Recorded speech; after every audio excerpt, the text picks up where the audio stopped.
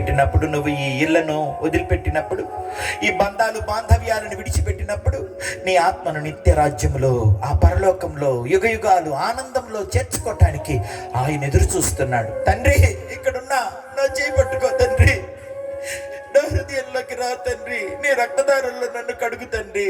నన్ను నాశనం చేసే ప్రతి దుష్టత్వం, ప్రతి పాపం, ప్రతి శాపం, ప్రతి మరణం తొలగించు తండ్రి.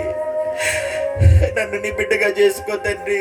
నా దేహాన్ని నీ మందిరంగా మార్చుకో తండ్రి. నా హృదయాన్ని నీ సింహాసనంగా చేసుకో తండ్రి. నా చేయి పట్టి నడిపించు తండ్రి. నన్ను రక్షించు తండ్రి. నా కుటుంబాన్ని రక్షించు తండ్రి.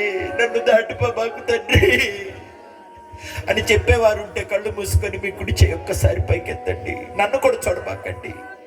యేసయ్య చూస్తే చాలు. యేసయ్య కోసం నువ్వు చెయ్యెత్తితే చాలు.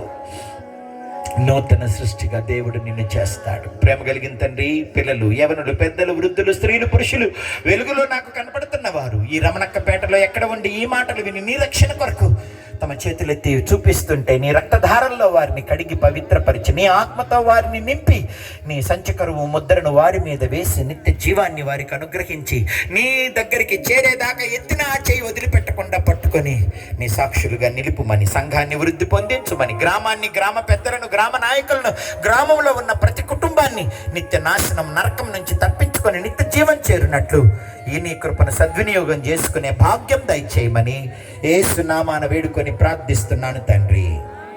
ఆమేన్. ఒక నిమిషం కూర్చోండి.